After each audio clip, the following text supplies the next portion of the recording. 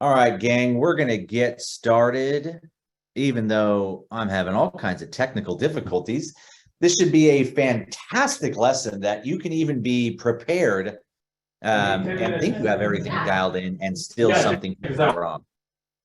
Thanks, Raymond. So first, before we jump into everything, I would feel free. I don't feel like you have to undo your camera if you don't want to. And I am going to be asking questions to you guys that I would love your participation in. It makes today much more entertaining. And also, we want to learn from everyone in the chat box here and in the Zoom world. So real quick, this is section 16, working with sellers and buyers. But before we jump into that, let's talk about your ahas from your previous sessions and how you've kind of put them into action. So whoever would like to unmute right now, we will not move on until someone at least gives me one aha and something they've put into action from their Ignite sessions.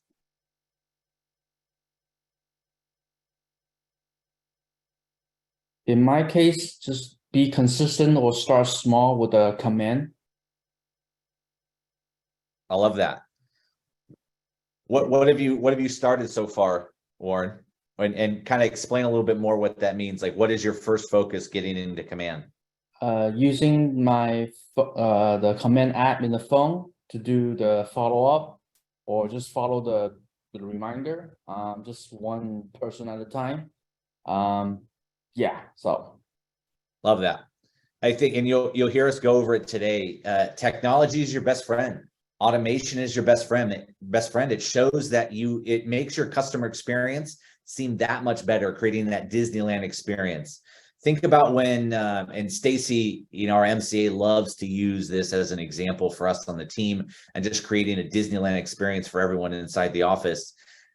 How are you creating that experience for your clients?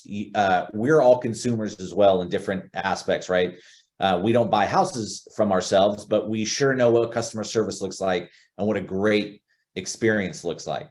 So when we're going through all this today, really think about what your experience is with your clients and how does technology weave its way in there? Because Warren makes a great point that start small with command. I talk to a lot of top producers and people who have quote unquote made it, or they're doing this at a high level. And even some of them are not using technology to the best of their abilities right now, and they're moving backwards to get that technology implemented. So the best thing for you to do to build a strong, solid foundation is to make sure you have technology woven into your follow-up, woven into your database touches throughout the month, so that you're able to build on that strong foundation instead of having to move backwards. All right, so quick thing on me. For those of you who don't know who I am the new team leader for Santa Clara Valley and the OP and team leader for the Cupertino Thrive office. I've been in real estate for 13 plus years now in the Bay Area and in Sacramento. I've ran large teams. I ran the number 5 team for Keller Williams out of 160 associates based off of GCI. I've been a team leader in the Sacramento area, and I've been a team leader out here. Some of you, I've met a couple of you in person, but for those of you who I have not met in person yet, I look forward to meeting you guys soon.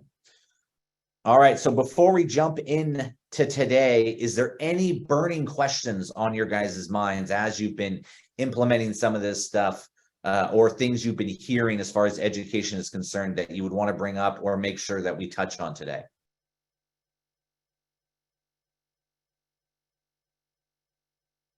All right, get the PowerPoint going.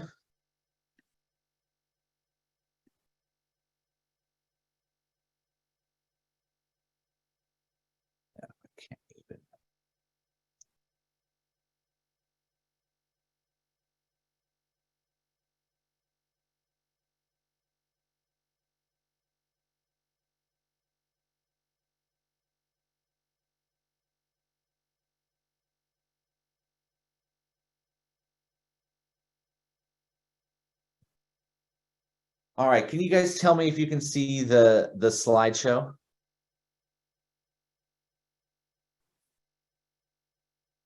yes. All right, perfect.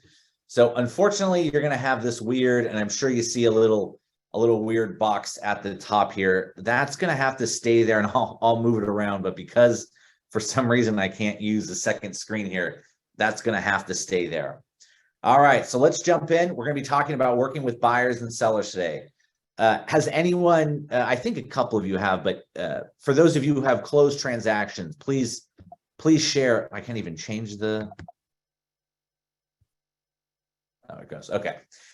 Please share a little bit on your experience in working with buyers and sellers and why it's so important.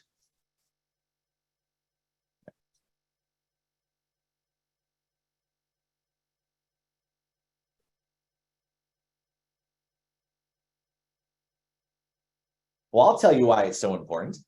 I believe there's three parts to our relationship with our clients, and I believe there's three parts as far as how we need to show up in the cycle of a relationship's life inside of our database. The first part, and I think the most important part as far as a foundational part of your business, that's just your database and your sphere. So the way that I look at this, think of a triangle. I call it the trust triangle. And at each corner of that triangle, you have something else that all together, once you do those things with your client, or you're able to move things forward with your client, you then have built that trust. So the first thing, and you guys can write this down, so draw a triangle on your piece of paper, put trust in the middle, and in the bottom right corner, you're going to put empathy. So your clients have to feel empathy from you, meaning they need to know that you actually care about their well-being and helping them get into a house, or even if it's not time to get into a house or sell their house, advising them to where it's not just so that you can get a commission, but that you actually care about the success of them and their family. On the other part of that triangle, you're going to put authenticity. We all know, I think you guys have all heard it, or you've said it yourself if you're newer into the business, but we've heard that real estate agents get called used car salespeople. And there's nothing farther from the truth. Now, I will say that this can happen. We have over 7 million real estate agents in the US. So over 7 million real estate agents, it's going to get watered down as far as customer service is concerned. So making sure that you're not showing up as a salesperson, you're showing up as the authentic you, someone that you can actually build, someone that your clients can build a relationship with and trust. So make sure your authentic you is coming out. The other reason for that is if you're trying to pretend to be something that you're not, well, then one of the worst things that you could ever have happen is you gain all this success, but you never enjoyed it in the first place. So make sure you're showing up as your authentic you. And then third, but certainly not last, is validity. The top of your triangle, put validity. You have to show that you know what you're talking about. And that's through all of your touch points with your clients, your database, during that time that they're not actually thinking about buying a house. So how are you showing up in their email inbox, in their phone, when you call them at an event, whatever it may be? Are you building that trust triangle with your content and your conversations? Are you showing your empathy? Are you being authentic? And are you bringing that validity to the table as well? So the first part of your relationship with your buyers and sellers, it's when they're in your database. It's when they're not motivated to buy or sell, or they're not going through a transaction currently. It's your relationship with them when they're just partaking in regular everyday life without the motivation to buy or sell. The second part of that is when someone in your database or someone outside your database raises their hand and says, I am ready to buy, or I am ready to sell, or I'm thinking about doing it. It could be a timeline down the way. But now you have another set of touches that you're going to add on top of the ones that you had before. So now we're trying to use follow-up or using technology to be able to hone in that motivation and truly solidify that relationship that we are the people they want to work with. And then after that is the third and last spot. But now we have the agreement. We're working with the buyer. We're working with the seller. We're putting their home on the market. We're touring homes, and then we're executing on what that promise was in the first place to help them get into a home or help them sell their home. So you have three separate parts of your relationship with your clients. One is when they're not motivated. One is when they are motivated, but they're not yet ready to make something happen. And then it's when it's time to execute and show that customer service. And each one of those spots is going to have its own little nuances that you're going to add in to help move them along that life cycle, right? They're in your database or you don't know them right now. Then they show you motivation and they go into the top of the funnel. Then you slowly move them down the funnel with follow-up conversations, checking in. And then then you go into execution mode. Their house is on the market or they're in escrow on the purchase of their dreams. And now you're executing on your professionalism, and then boom, they go back into database and the cycle starts all over again. So the important part about working with buyers and sellers is that there's actually 3 parts to it. Today, we're going to talk about the actual execution of the business. But it's important to remember that there are 3 parts and that your relationship with them isn't something that stops after the transaction's over or after they decide that they want to buy or sell with you. It's truly something that keeps going endlessly. Any ahas or comments on that? And Raymond, I cannot see the chat box, so let me know if there's anything burning in there. All right, like we said, this is where we're on today. We're going to be talking about working with buyers and sellers. So today's agenda, we're going to hit on each one of these points. We're going to talk about what success looks like with clients. We're going to talk about what success looks like with specifically buyers and specifically sellers. Also success with co-agents. This goes 2 ways. So remember, this is in always showing up to receive a potential opportunity from a co-agent. There's going to be times when you may have a buyer that you want to get in on their off-market listing, or you have a listing that's just not moving and they have a buyer that's really interested in it. So your co-op agents, those agents you work with, are vitally important. And then as always, you're at Keller Williams, where we partner with agents and share back the profits. So having that great relationship with your co-op agents also can help you build your wealth in building your downline as well. Then we'll do a recap and ahas, and then our daily success system. All right, this is a quote from the Millionaire Real Estate Agent. If you don't know the book, you need to know the book. It is available in our market centers. Virtually every top producing agent we have ever worked with has a deep and almost inherent sense of service. They have a servant's heart and place their buyers and sellers' real estate experience above all else. They're always thinking service. I know a lot of us, and I kind of used this example before in the beginning, that we're all consumers as well. And because we're all consumers as well, it's important that we're constantly thinking like consumers, like we are inside of their shoes. So always remember that service is what's going to get those repeat referrals coming back again and keep that motor turning over and over again. All right, so let's start with success with clients. So there are 4 stages to great communications with clients. First one is providing a strong foundation for a sustaining relationship. This one's really important. I believe this is where that trust begins and that vulnerability happens. I'm sure you guys have experienced, or just trust me, go do an open house next weekend and you'll feel it. But you can tell that there's always a wall up with people before we are able to break it down and really start building on the relationship.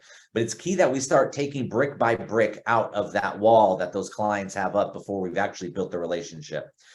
So the thing I always focus on, and I'm sure you've heard it in this class, but it's called FORD, F-O-R-D. Does anyone know what that stands for as far as the example I'm using right now in communicating with your database and building a strong foundation?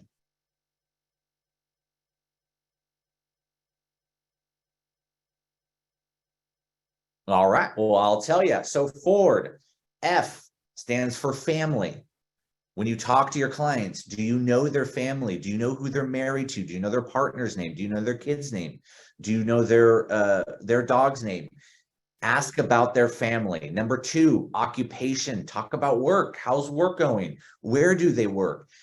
Important part about this, now obviously this is being inside a transaction, but it's important, especially with all the layoffs that we've seen happening and some that we know can come in the future. Understand your clients' jobs and understand if there's any rockiness there. So again, important for a strong foundation. Number 3, the R, recreation. What do they enjoy doing? How do they have fun? Remember, they're not just every strong relationship is always deeper than the service that they're providing. When we're out showing homes or when we're talking on the phone, we're not just talking business. If we are just talking business, then we've really missed out on a huge opportunity to go deeper with these people, because we know if we're going to receive referrals after the fact, we need to make sure that the relationship was there. So know what they like to do, what recreational, where if they're going on vacation this year, where are they going? Why are they going there? Have they been there before? And then the fourth one, D, in Ford, is dreams. What do they want to do? What's big, important, and what are they passionate about in life? Again, this helps you understand their motivation. It helps you understand potentially timelines as well. If this is someone who, maybe is just in your database and you don't know when they're going to buy or sell. But if someone has a kid who's moving out of the house in a couple of years, well, that's a pretty good chance that they may want to downsize depending on how the market looks at that time. Number 2, sets and manages expectations proactively throughout the transaction. This is a key one. So this is always making sure that your clients know what's happening next. So there's a guy named Cody Gibson. Some of you may have been in his bold session before. But one of the things he always states, and I got from him, this was several years ago, but before he hangs up the phone with one of his clients, he says, this is what's going to happen next. This kind of goes right into number 3 as well. But this gives them peace of mind that you already know what's going to happen. One of the worst things to happen in a buyer or a listing or a buyer side transaction is surprises. The only surprises we like are gifts after the transaction has happened. During the transaction, surprises are horrible. So making sure that your clients truly understand the market, truly understand that if it's a buyer right now, we may not get into a house on the first weekend. We may have to put in a couple of offers with multiple offers coming in there. And then also knowing that there is some flexibility as well in certain marketplaces. Not every community is built the same way. So making sure that you have that upfront, be proactive about it in that communication and setting expectations. And then again, that creates peace of mind for your clients. The world is hectic enough as it is if you have kids, if you're looking to have fun with the economy, inflation. So if we know that all this stuff is going on the outside, the last thing we want to do is create stress or uncertainty when it comes to a real estate transaction in what's most likely their most expensive asset that they have. So making sure that we are proactive and that we are creating that peace of mind is something you want to deliver on over and over again. And the fourth one is it enhances your credibility. So this just goes to executing at a high level when you under promise and over deliver. So if you're telling people exactly how things are going to go, and then that's how they go, and then constantly keep them abreast of the situation every time, it's just going to make you look that much better and have it that much more likely that you are going to get referrals from it. Any ahas or questions on this?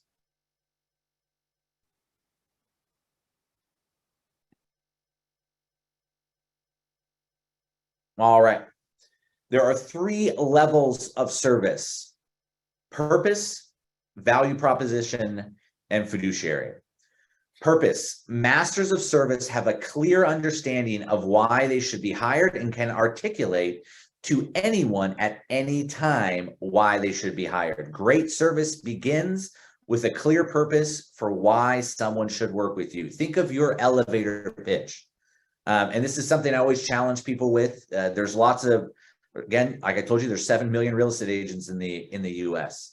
If we know that there's 7 million of them, could Warren and Eric and Susan all do very similar things? Absolutely. Probably the likelihood is that we do probably 95% the same things. We all have very similar resources.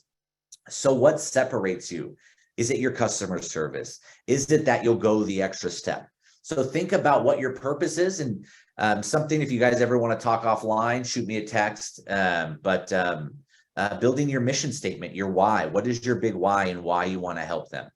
Number 2 is your value proposition. The best agents can translate their purpose and why people should hire them into a specific set of services they will provide. So I call this my UVPs, unique value propositions. What's something that you do that separates you from the rest? Understand it. Number 3, fiduciary. Highly productive agents provide a level of service based on their commitment to act as a fiduciary for their clients. They place their clients' interest above all others, even their own. A fiduciary brings a level of care and trust to a relationship that a functional agent does not. And we're going to jump on that a little bit here next, I believe. Yes, there it is. All right. So functionary versus fiduciary. Can anyone define for me what's the difference between the two? Remember, this is interactive.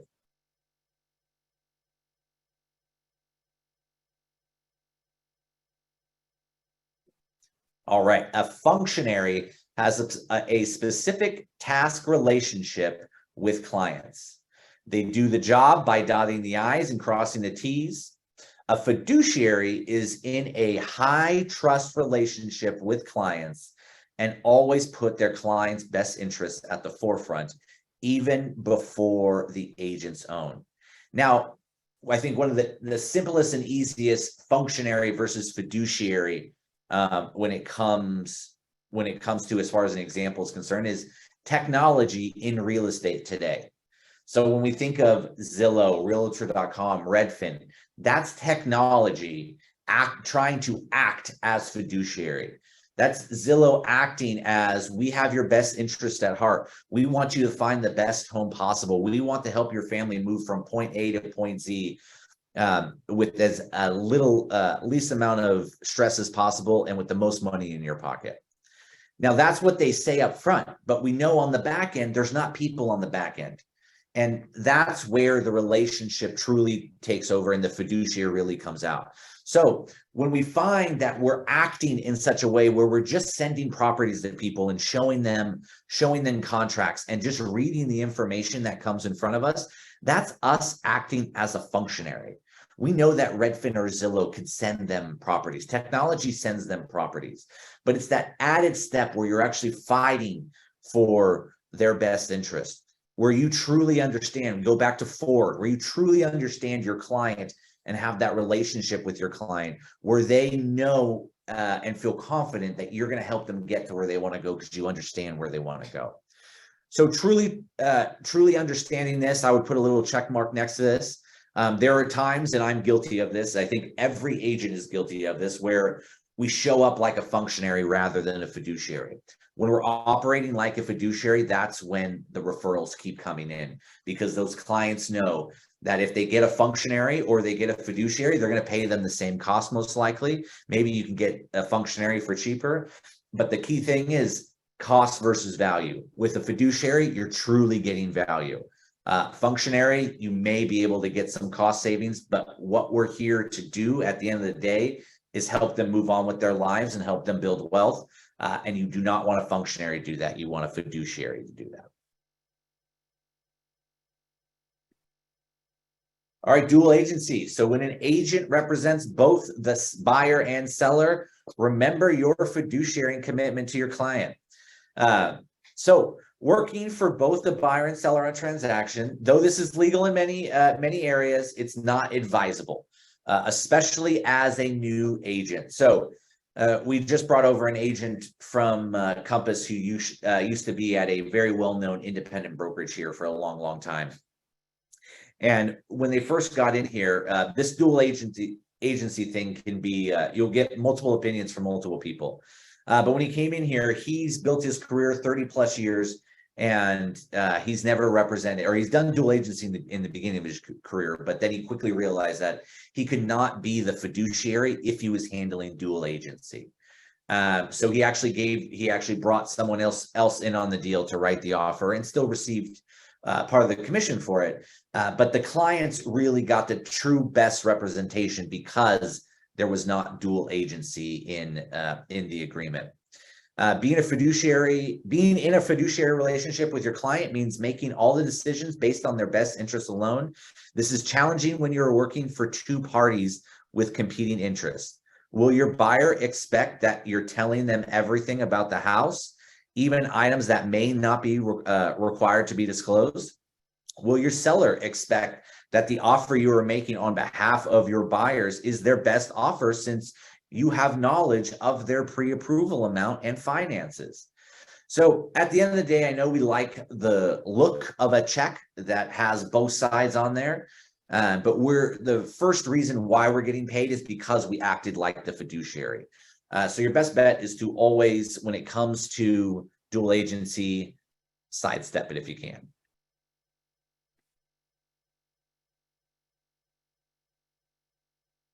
All right, setting expectations. So now we're going to talk about the how, as far as those levels of communication that we're talking about, setting expectations. So the key thing about setting expectations is really looking at what's going on in the marketplace so that someone can truly understand not just what to expect, but why the market is operating that way, or why they should expect it that way. Great ways to set these expectations. Now, as anyone starting off as a brand new agent, just realize that you're not going to be able to set every expectation up front. There are going to be some things that maybe you don't know, or maybe you haven't experienced before. That always happens in a real estate transaction, whether you're 5, 10, 1 year, 20 years in, there's always something that could come up that your expectations could not meet it. The other thing that I want to say on top of this is, even when it is a repeat buyer or repeat seller, is you set the exact same expectations as you did the first time. Just because you've worked with them before, or you think they may know, is not a reason to not communicate communicate the information. There's something called the curse of knowledge. And that's exactly what that is, when you believe that someone knows something that they should know in your eyes, because you already know that knowledge. And especially in the information age and technology, we're able to get a ton of information very fast, just at our fingertips of our phone or going on our computer. But always over communicate when it comes to these expectations, and setting them up for success as far as what to expect in the transaction.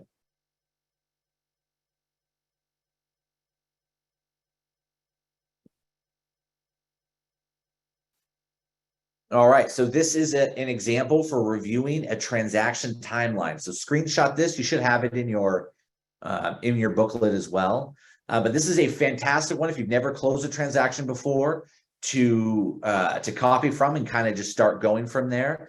But this is pretty cut and dry what it looks like. Now, obviously, this is more of a traditional market transaction process. There are lots of times when there are no negotiation of inspections in Sacramento and in other areas in the U.S. They'll get into contract, and then there's a request for repair. Obviously, we do that here too, but it's not as apparent in this marketplace that we're in right now. And we've seen contingencies come back after the last couple of years, but still with 10, 20, 30 offers on properties, those inspections and contingencies quickly go away. So use this as your basis to start. And it's just a matter, again, of being proactive versus reactive, making sure that they know the process.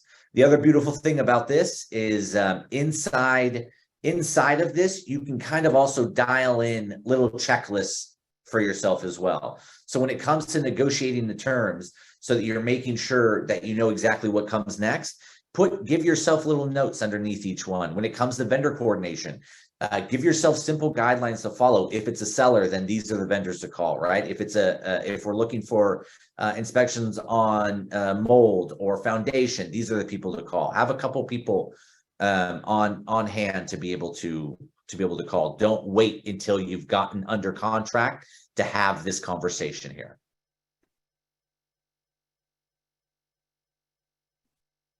Ooh. Setting time. Oh my goodness.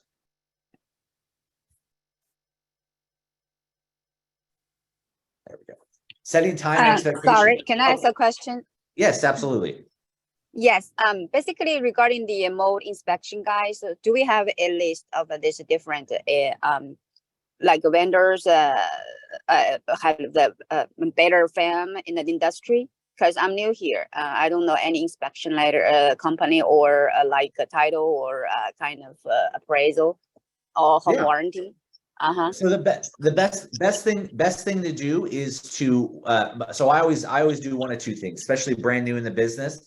I would call your database and say that you're looking for professionals to have a partnership, a potential partnership with, and start asking them for their recommendations. No one, again, this is, we'll talk about this actually in a little bit here, but everyone loves to help out other people, especially people they care for. So calling your database and asking them for their recommendations for different types of vendors, something that's very helpful, especially tradespeople as far as houses are concerned. But then your next best bet is we have an email that goes out to our entire office. Just ask, if you're looking for a certain vendor, just ask all the agents, and you're going to get a ton of recommendations. But I always recommend yourself calling them, talking with them before you recommend them to a client. Or if you have not used them before, say, hey, I have not used this person before, but they come highly recommended from my peers in my field. Otherwise, your best bet is just to doing some interviewing, but making it a touch to your database is always a really good thing. Okay, thank you. Great question. All right, so setting up time expectations. This is a very critical thing, especially with what's going on in the marketplace right now. Obviously, those of you who just got into the market just right now versus a couple years ago, or have been there for 5-10 years, the market constantly shifts in different ways. And what we're experiencing right now is a fast-paced market again, where we have low inventory. We are seeing sellers potentially move quickly, but we are also seeing some sellers that could potentially sit if the house is not priced properly. So make sure in both scenarios, if it's a buyer right now, we're setting time expectations that because inventory is low, you're going to spend a lot of your time talking to agents to see what's coming on the market. What's that shadow inventory coming up as we move into the spring months here? We know that inventory should,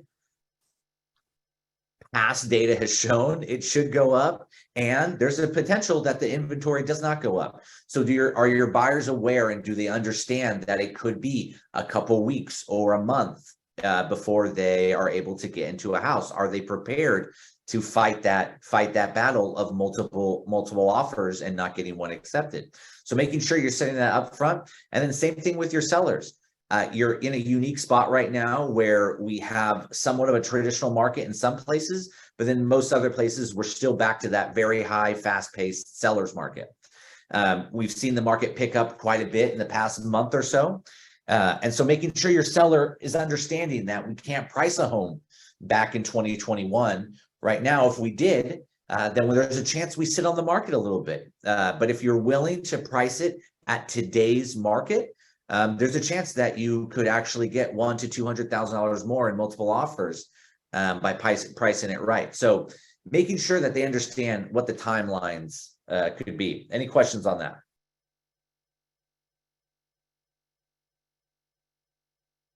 Document expectations. One of the biggest, I think, customer service aspects, things that you guys can do as far as creating that great experience is creating simplicity when it comes to understanding what people are signing. So we know the CAR forms, the California Association of Realtor zip form documents, have a lot of verbiage on there. And a lot of that verbiage is meant to be blanket verbiage to protect the entire state. So if there's any specific nuances, we have to write them in there. So making sure they understand what they're going to be signing, what's expected of them, especially on the buyer side, on the seller side. What they have to disclose and making sure that those are clear to them. And then on the buyer side, the documents is understanding all the documents they're going to sign as far as if they're getting a loan, inspections that you're looking at, understanding, you have to understand how to read the inspection report. So take your favorite inspector to lunch soon to be able to understand that, but making sure up front, we know that we're all talented people as far as sales are concerned. We're great with our mouths, and some of us are even better when it comes to writing emails or handwriting something down as well. But there's also an overwhelm that comes with all the documentation that's put in front of us. So it's really, really important that not only can we communicate it verbally, but that we're setting clear expectations as far as the documents are concerned and what's going to be put in front of them and not overwhelming them. Setting communication expectations. One of my favorite things about this is just asking the question. So one of the things about communication now in the last, what has it been? I guess you could just say 10 years is we've traveled, over the last 20 years from beepers to phones that are this big that we're carrying around our shoulders to now these little tiny things that we hold in our pocket. And we all have different types of jobs where some of it's virtual, some of it's in person, some of us is virtual or part-time where we have a kid to take care of and then we're also going to work. So setting those communication expectations up front as far as how do they like to communicate is very important. Making sure that if someone isn't a talk on the phone person, you're not making them a talk on the phone person because they prefer to have text or one long email. Just making sure you set that up front so that it is clear between each of you when you're going to be communicating with them, how you're going to be communicating with them, but going through everything as far as communication and how you guys want to talk. Contingencies, again, this is something that's not super prominent right now in our area, but it is a part of our business. The faster pace the market, you'll see contingencies go by the wayside. But contingencies are put in place to be able to protect our buyers when it comes to them buying a house. The RPA, I believe, and obviously, I think it was last year. Last year, it had a very big overhaul where 8 to 10 more pages were added to it. But the RPA, the residential purchase agreement, is written to protect the buyers from getting taken advantage of. So being able to understand that inside of our business then shows how we can have it inside of our lives. So when it comes to contingencies, now think of it when it comes to executing our contract. Are there times that we're going to be on vacation, or we have a child that we have to take care of, or we're sick or under the weather? So making sure that our clients understand who to go to if we are not available, or if it's after a certain time at night or before a certain time in the morning that you may not be able to get a hold of us. So putting all of this in place so that they understand that, and trust me, they respect it. I hear it a lot, and I hear it on both sides, where I hear, oh my gosh, real industry, or being a real estate agent is crazy because you got to work on the weekends and you're answering phone calls at all hours of the night. It can be that way. It can also be way more structured if you put those standards and expectations up front when it comes to your clients. And vice versa, they may have those times as well when this is a better time to be able to speak with them versus another time to speak with them. It could be really early in the morning, could be really late at night. But making sure all parties involved understand the contingencies for both sides as far as what's important to them and time available for communication. This is a key one. I think, over the last almost year now, this is something we've been talking about. The market's been moving quite fast this past rolling 12 months, going from the hottest of hot in March and April, and then starting to cool down towards the summer months as the interest rate rose up, and now picking up back again here going towards the spring months. So making sure that you guys have up-to-date market knowledge. And does that mean reading articles? No, it doesn't mean reading articles. It means making sure that you're checking the MLS, making sure you're reading up-to-date reports that aren't from the previous quarter or from a news outlet that is going off of reports from the previous quarter. It doesn't matter what top producer you talk to, they understand the market, and especially this area here. If we're taking advice from people in lower price point areas, I think this becomes less of a less of a focus of theirs. But I would tell you here, where the money is high, the stakes are high, your market knowledge needs to be high. When, you know, just the swing of a month, you could make 50 to 100K more on a property based off of what's going on in the marketplace. That's a very, very important stat to look at as far as where does your knowledge need to be. So I know once a month here, we are always teaching, Robert Cruz teaches a market update class. So make sure you're going to that class. It's the third Thursday of every month at 9 o'clock. Going into the MLS and just checking what's gone on in the last 24 hours, 48 hours, 1 week search, 1 month search. Make sure these are all up to date. An agent here in the Thrive office, Cupertino Thrive office, Rada Rastagi, every day she goes on the MLS and she checks the 1-day report, and then she takes those numbers and puts it on a spreadsheet. And I believe she's done it for the last 7 years or so. And she has this massive spreadsheet with tabs at the bottom with each year, and you can see the trends as they happen. But she's right on the pulse of the market because she looks at it every day. We were talking about this a little bit earlier as far as timelines are concerned, setting the expectations seamlessly with the use of technology. So if you guys don't know this, set up an appointment with Raymond.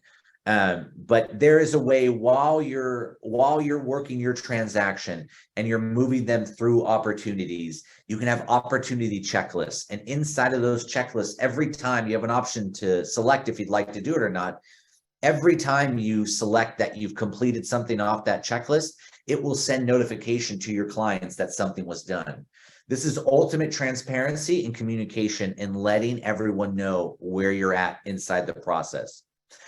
Something else that works really well that I forgot to mention, I always do Thursday updates.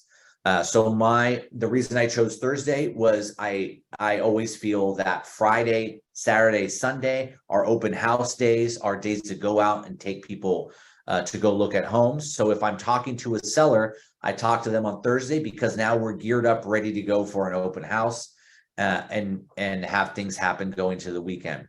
Monday, I call them check-in Mondays. So on Monday, you're dealing with all the craziness that has happened over the past weekend, Friday, Saturday, and Sunday. And so you're organizing things.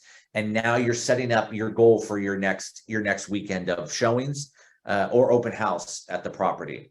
So on Mondays, I'm managing, I'm checking in with them, I'm seeing what's going on, I'm giving them results. On Thursday, I'm letting them know what happened from our previous conversation, and I'm letting them know what's going on going into the weekend. So just making sure that communication is clear and open up front. 3 steps to gaining referrals. So everything that we've been talking about here today is all in hopes, and not just hopes, we want purposefulness, but all in hopes in gaining referrals and repeat business from these people. So this is a simple math equation to be able to follow, but you provide value, you ask for help by asking for a referral, and you get a reward. Those who do not ask do not always get the reward. Again, this kind of goes back to curse of knowledge. We have to teach people how to think and reward them for the actions that we want to see. So when we think curse of knowledge, sometimes as real estate agents, we think, well, of course my client's going to refer me. And the reality is there's lots of times your client doesn't know that's the lifeblood of your business. I'm sure you see it at the bottom of a lot of real estate agents' signature lines in their email. The lifeblood of my business is referrals. I'm never too busy to handle your referrals. That's another part. Sometimes they think if you're busy, that they don't want to bother you by asking you, giving you a referral. I just had a friend the other day, my best friend, I was in his wedding. He told me that he's going to go work with another agent to buy a house because he does not want to bother me and how busy he knows I am. So make sure you guys are letting them know that you're always open for referrals and that helping out their family, friends, and people that they work with is extremely important to you and would be a fantastic honor. But that's also why people say asking for the referral right at the close of escrow when they're at their most excited in most cases, is a fantastic time to ask for a referral. But just think of it in this simple math equation here. And there's organic ways to bring it up. I'm not going to go over them right now, but whenever you're providing value and you're giving something to them it feels tangible, it feels like value, not just, hey, I just wanted to update you on the market here. But actually providing value, people always love to help the ones they care for. So always make sure you're asking for the referrals, but think of it like this math equation here. Reviews. So in the Cupertino office, and I'm sure we'll get something like this for the Santa Clara office, we've implemented a service to help ask for reviews for you because we know how important it is. I'll bring up Rada Rostagi again. So Rada, closes on average about 100 million a year in volume. The units will fluctuate, but the key thing that's consistent in her business is she has two strong sources. One is her sphere of influence, her database, and two is from Yelp. And she turns the Yelp advertising on and off depending on how heavy her pipeline or isn't. But in Yelp, we all know that's where everyone goes. When we're going to go to the next fancy restaurant, or we're going to go look at a new store or anything like that that's coming up, we always go online first, and we always go on Yelp so that we can see what other people thought of the experience. You have to know, because I do it. Even if someone, your mother, is giving you a referral, the first thing you're doing before you're calling that referral is you're Googling them. You're looking them up. And when you're being Googled, you want to make sure this is what's being seen here. And even real reviews, in the sense that it can be a 3-star review. It doesn't have to be all perfect 5-star reviews, but you want other people on there, peers of the consumers, sharing their testimonials of why it was so good to work with you. We can only have our database speak so much for us. We need our digital resume to be able to also speak at the highest level. I believe the stat is 95% of consumers go online to research an establishment, a restaurant, a store, anything before they actually engage with it. So make sure you are asking for reviews after every transaction, because it is a key part to receiving consistent referrals. And this is just an easy script right here to use. If I don't know if this is in your guys' booklet, but copy this down. Hey, Eric, I have a question. Yeah. So obviously for review, there's so many different sources out there. There's Yelp, there's Google, profile, you name it. So is it really something that we need to be concerned about? Oh, we need all these implemented? We just need to concentrate on one. That should be good enough. Or Great question, Warren. I would highly recommend one or two that you focus on. Yes. Trying to get your client to fill out 5 or 6 of them, yeah, it's not going to happen. We really just want them filling out 1 and 2, I think, at the max. Now, others may tell you a different story on that, but let me tell you why only a couple. When we go online to look at reviews, we're not going to multiple platforms. We're usually going to 1 or 2 platforms, and I think 2 is really, really pushing it even. But your most popular ones, I would tell you, are Zillow, Google, Facebook, and Yelp. Realtor.com is great. And those other ones are solid. There's another one called Reach 150 or something like that as well. I've heard people use. I used in the beginning as well.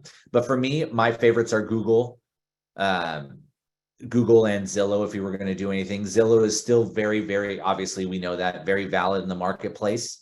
And SEO wise, that's one of the first one that pops up. The reason I don't love Yelp, even though tons of people get really good results off of it, and I use Yelp regularly, it's because how quickly people will leave bad reviews on Yelp. Yelp has kind of its own culture about it, where someone can go on there and just very easily leave a bad review, and Yelp will actually push that to the front, and you'll have someone go on and leave a 5-star review, but because that person just created an account to be able to leave you a review, Yelp will actually hide that, and there'll even be a little spot where it says like, click here if you want to see all the reviews or hidden reviews from this person.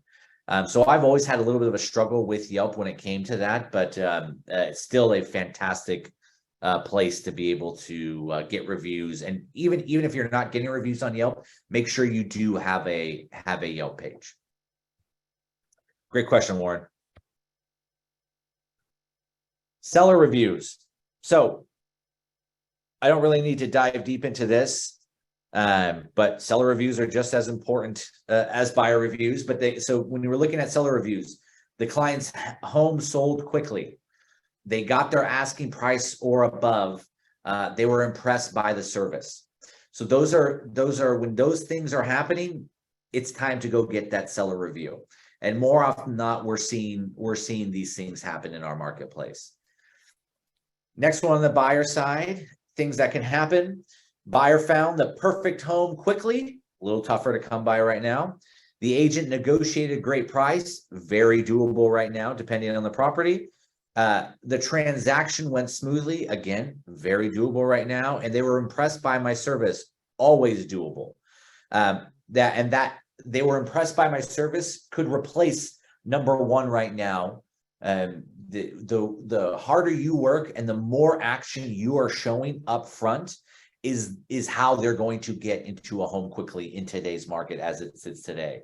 So it takes a little bit more upfront search when it comes to doing that right now. But there are going to be scenarios in this market where it takes a couple weeks, takes a couple months to be able to find a house and get your offer accepted. So really showing your service through will help make up if you're not able to get someone in a home quickly. Ahas from that section.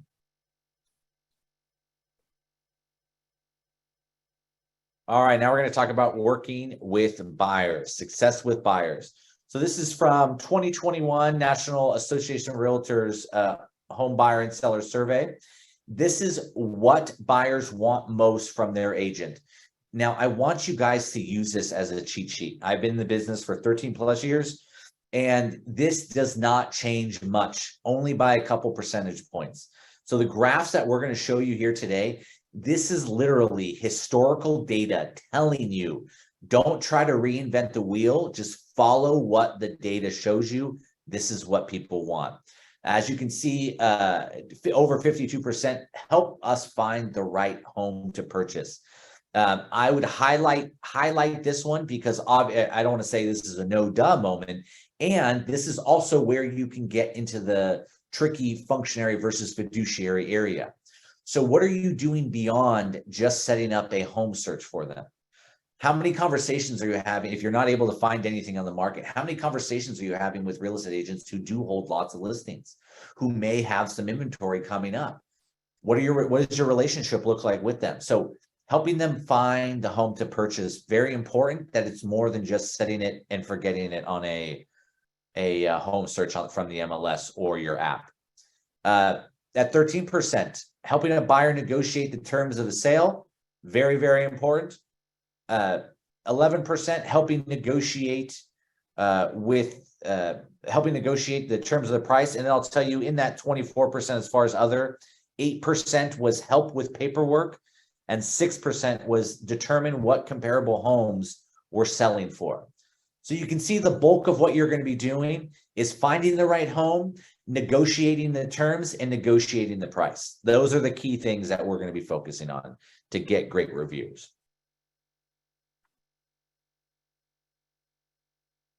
This is one of the most important things that you're going to be doing in one of your first sit downs with your buyers, making sure you are doing a buyer appointment. I think especially in a fast-paced market like this, there are lots of times that buyers just want to go show a house with someone new that they just met, or even someone from their database. Instead of setting up a time to meet and go over a needs analysis and the home buying process, we just go meet them at a house because everyone can look at houses. We've all done it on HGTV. So a little hybrid of that is taking them, if you're going to show them a house, they don't want to meet with you in person at a coffee shop or anything before you go look at homes, is doing a buyer presentation at a home or meeting with them at a home and then doing a little presentation, kind of following these questions when you're on that first showing. So these are some really good questions to ask. This is also something that you can Google, but questions are going to be your most powerful tool to be able to finding out what's most important to your clients. And you have to be a fantastic listener. I think one of the greatest strengths that any of us can have is being a patient listener, not just in our relationships, our personal life, but in our business life as well. So make sure you're not just glossing over this, trying to bullet point going down each question, but you're actually listening to what their answers are, and even going a couple questions deep. You know, if someone says, will you require accessibility options? And someone says, yes. Go deeper into it. Ask more questions about it. It's a fantastic way for you to build a relationship at a higher level, just by asking questions and doing the needs analysis at the same time.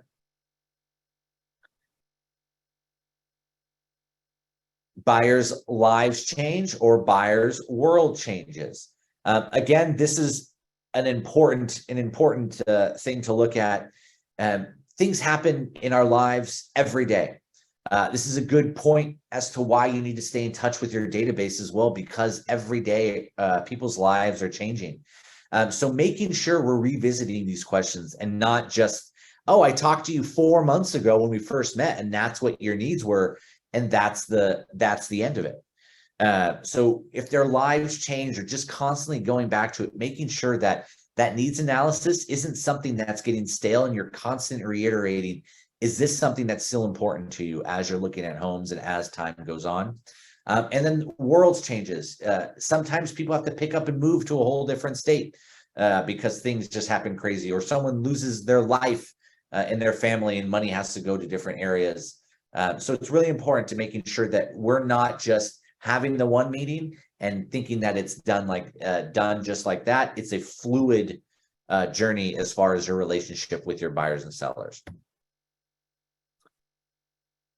Tough conversations versus equals fiduciary conversations. If you feel like it's going to be a tough conversation, just smile and know at the end of the day, it just means you're being the best real estate agent that you can be, and you're serving them at the highest level possible. We think that, you know, we're going to wake up and we're just going to always deliver the beautiful, easy dream of giving someone the keys to their house or helping them move on their lives by helping them sell their house. But the reality is that there's lots of tough conversations. And yes, we don't want surprises in the transaction. And this is when we shine the most, is during these tough conversations. So don't shy away from these tough conversations. If anything, lean more into them and constantly hone your skill on being able to have these tough conversations, because it truly drives home the point on just what kind of experience you're giving because of your fiduciary. Show homes based on needs analysis. I've heard this. It's crazy to me, but I've heard it. You all, I'm sure, won't do this, but there are lots of times that, you know, let's say, you know, if we're here in the South Bay and someone wants to go see a home in Danville, and Danville is really important to them up in the East Bay. My suggestion to you is not talking them out of Danville just because it's more convenient for you not to go show homes that's 40 minutes to an hour away, or you refer it to someone else. But the key thing is to make sure that we're truly taking that needs analysis and showing homes based on that needs analysis, not off of our own convenience. Here's some best practices for showing homes. Show only the best properties for your buyer. There are times, and if you guys are working with Travis, he'll tell you these stories as well, that you have 7 homes, 12 homes lined up for one buyer. That means we need to get that search criteria even more narrowed down if you have 12 homes that we're going to look at this afternoon. But make sure that we're not just going to onesie twosie houses or ones they just want to see what the inside looks like for their own joy. Set those expectations up front. Have an MLS listing with pricing information and key deals included in disclosures. Utilize technology. If you're not bringing the sheet of paper that has all this information on there, buy an iPad, buy some sort of tablet so that you can have this information ready to go at all times. Mark the properties on a map and answer location questions. I think this is one of the I think things to set your clients up for success and set your relationship up on the best foot is by a detailed home tour with the point by point map showing them where we're going to. Doing your research about the neighborhood before actually going to the neighborhood. Now, I know the Bay Area is a big place and a lot's been squished into this place. Information is very easily found online. Making sure that you truly understand the area before you go out there is very key. Now, does this mean you have to be the market expert and know everything? Absolutely not. But you have to show up and know enough to look the part. And if there's anything else, the ultimate anything else that you're not able to answer, the ultimate professional always just finds the right answers. It doesn't matter if they don't have them all in their head immediately.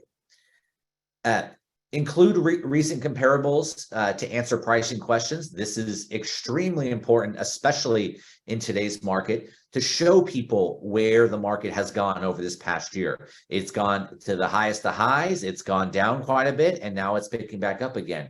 So making sure that you're bringing recent comparables to help data back up what you're telling them in person. And then last is pointing out potential issues or concerns with each house. Now, make sure you're not trying to act like a home inspector here, but trying to see around the corner or see potential pitfalls if we got into escrow on this home, or 5 years down the line, what could happen on this home.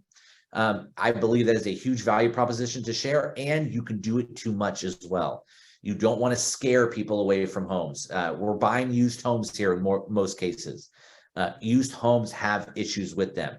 And ultimately, besides a foundational issue or something where you have to completely gut the inside, switch the roof out, even switching the roof out, we're going to make this back. The client's going to make this back in equity for some things that they need to fix in the house. So just make sure that we're not scaring them away from houses as well. Everyone's buying used houses.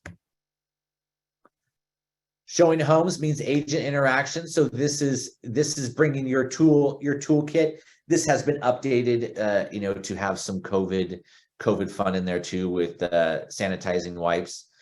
So take a look at this sheet. Make sure that you got it down. This has always been a huge thing for me. I have open house kit, I have a home tour kit, and I have an appointment kit.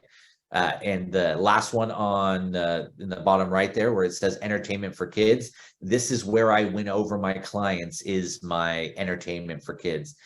If I know a kid is going to be coming on the appointment, you can bet your bottom dollar there's going to be something there for them to be able to do, whether it's a coloring book, a scavenger hunt, you name it. I always have something there for them. It could be a treat, a snack, gift, something along those lines, but making sure that you're taking care of the whole family, not just the parents who are looking at houses.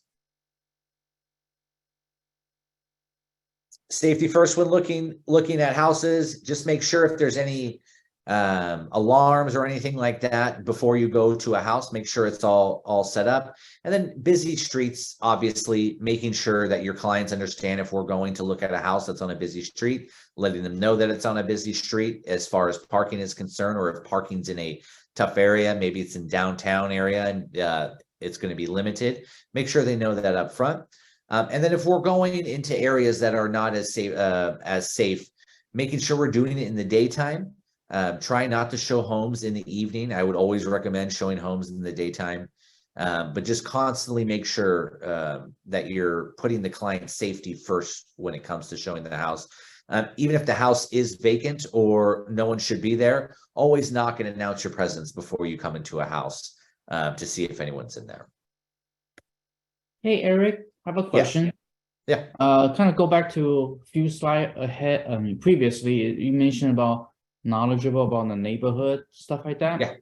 Just curious, what item or what criteria that you are normally look at and provide?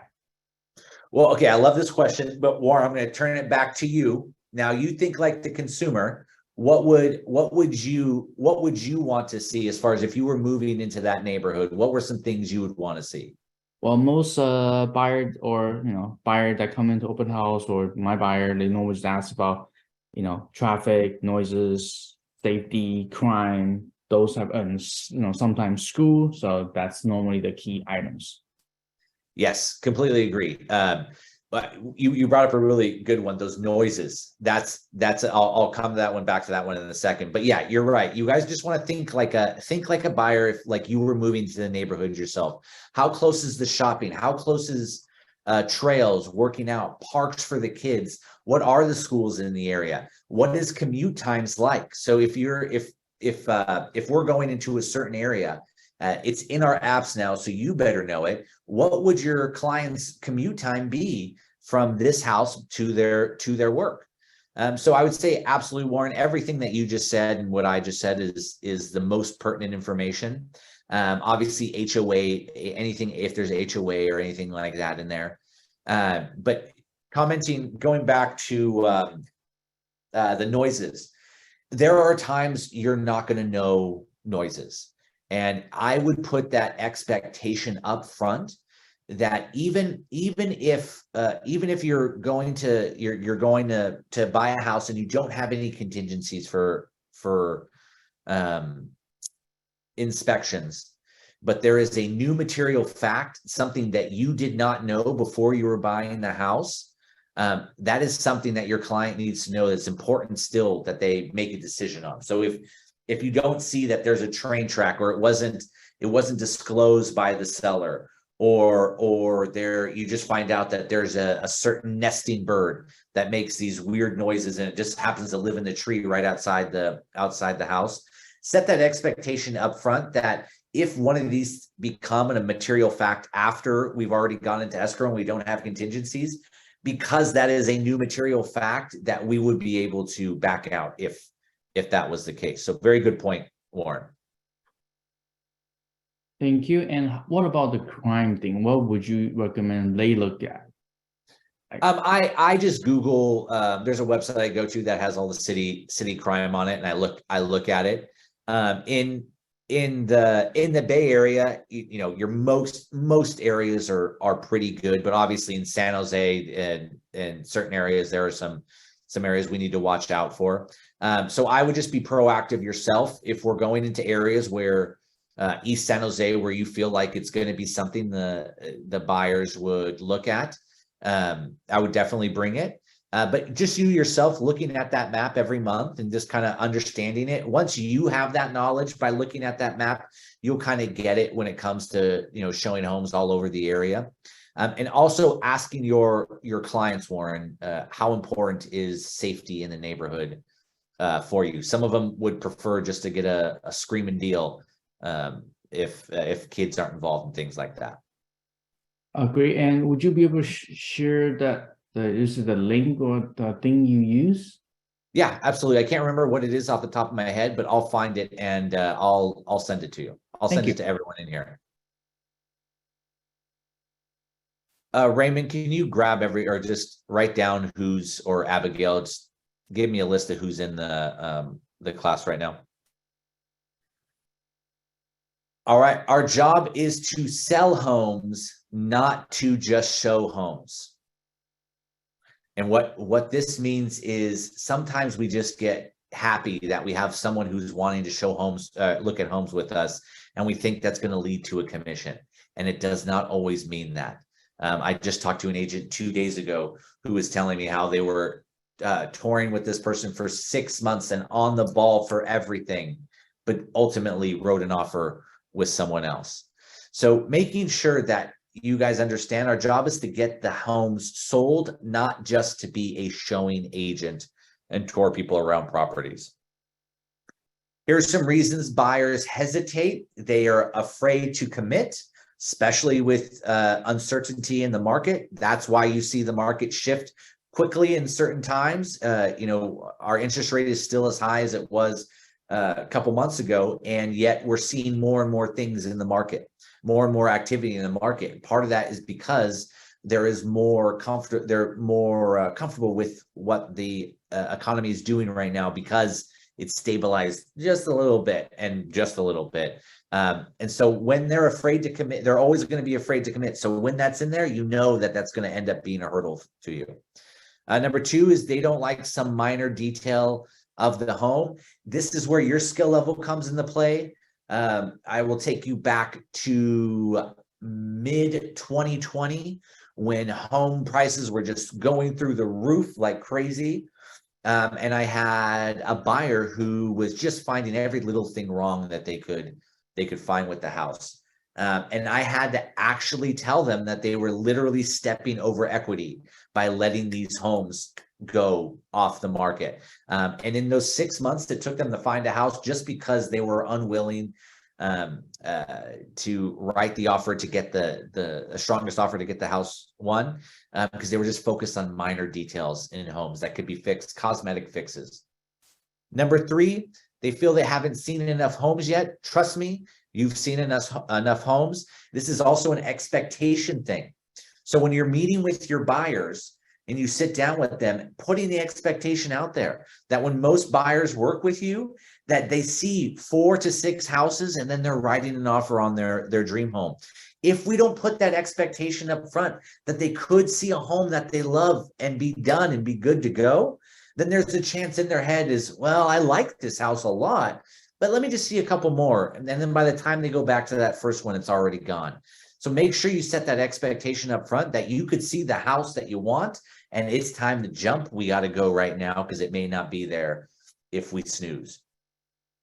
Number 4, they need to sleep, like I just said.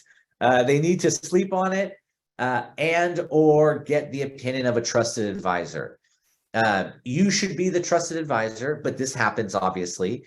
Always put timelines on this. When someone says sleep on it or they want to get an opinion of a trusted advisor, make sure from the other agent that you have that time to be able to go get be able to sleep on it or to get that info from the trusted advisor.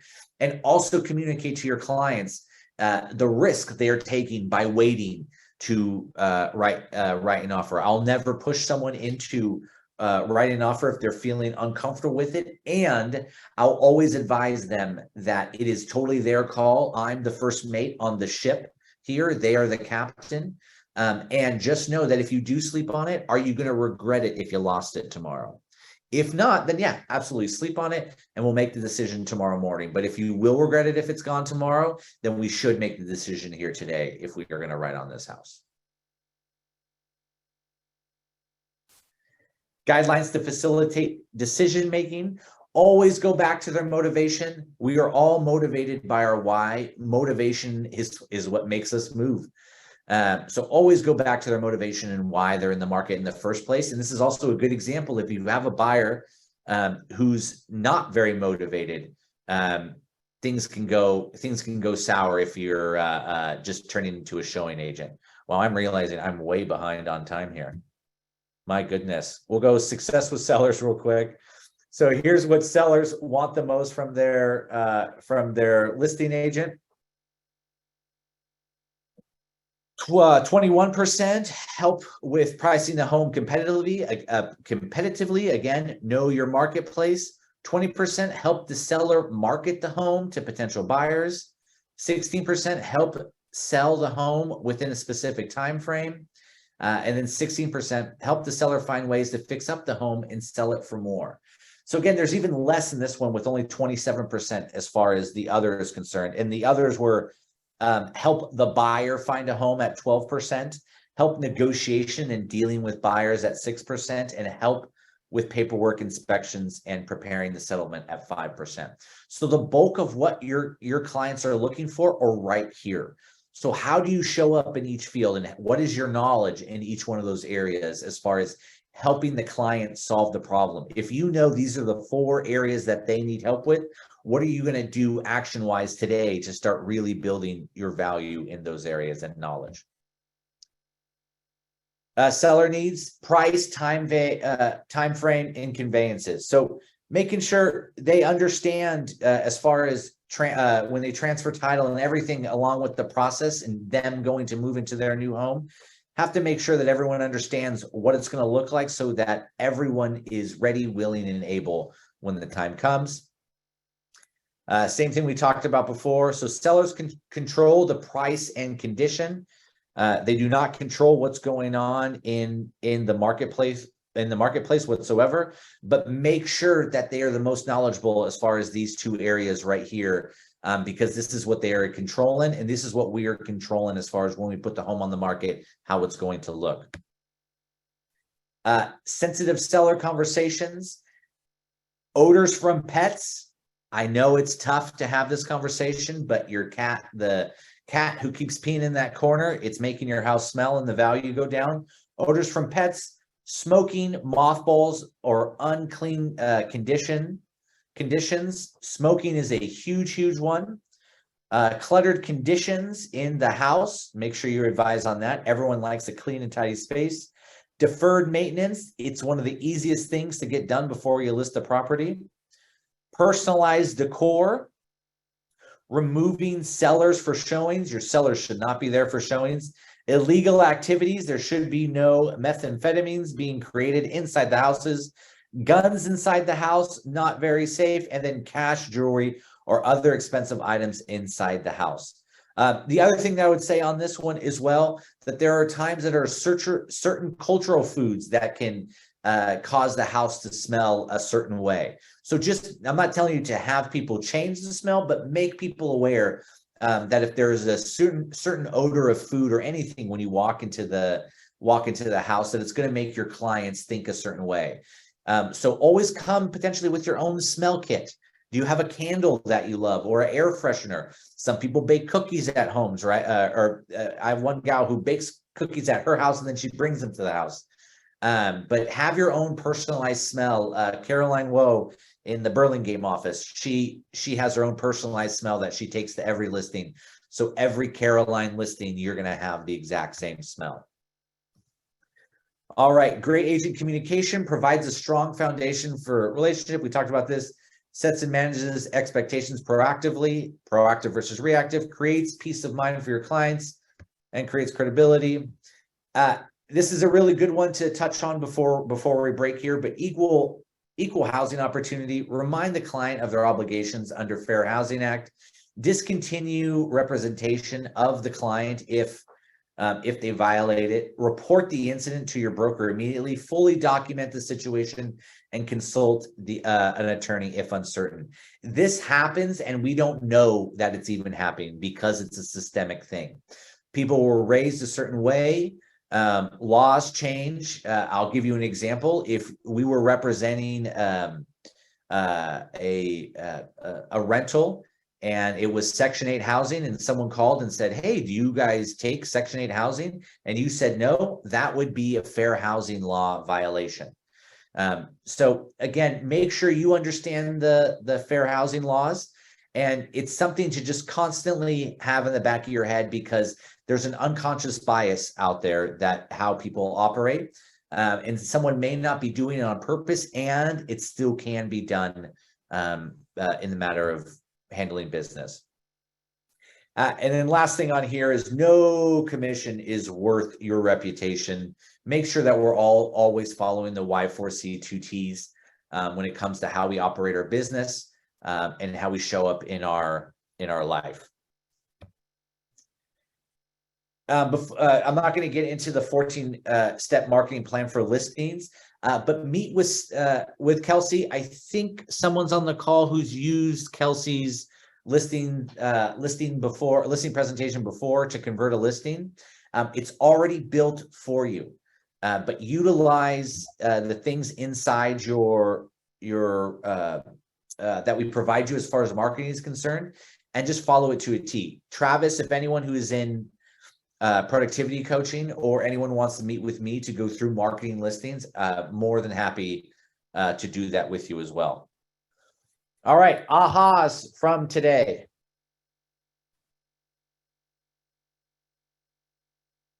Give me 2 ahas and we'll break.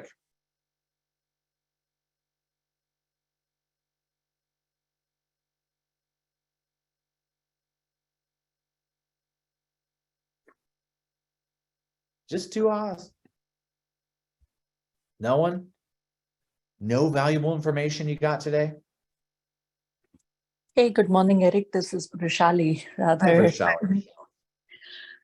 Thank you for going over the material instead of saying no ahas. There were so many things that I'm just trying to assimilate. So that's definitely something I generally go in the evening and look at the previous day's recording just to assimilate the information shared. I like that. Great aha is there's too many ahas to be able to give one aha. Perfect, Give- Vishali. Yeah. And thank you for sharing the recording, because it definitely helps to go back, revisit, and start implementing those things. That's a really good point. This is not you're not going to watch this class, or you're not going to take one of these classes and you're not going to just have it. And even if you're 10 years in the business, this is a constant journey of always tweaking and looking at your offerings and how high of the service that you're giving. Obviously, I'm 13 years in the business, and there are things that I did a lot up front, and then I end up kind of getting lazy on it, and I have to make sure that I'm still doing it inside my business. So that's a very good point, that this isn't just take it once, understand it once. You should always be going back and looking at your business and seeing what you can implement to deliver a higher service. That's very true. Thank you. All right, because Vishali was so good, I will let you off the hook that we don't have to have another aha. Thank you all for being on here. Thank you, Warren, for participating.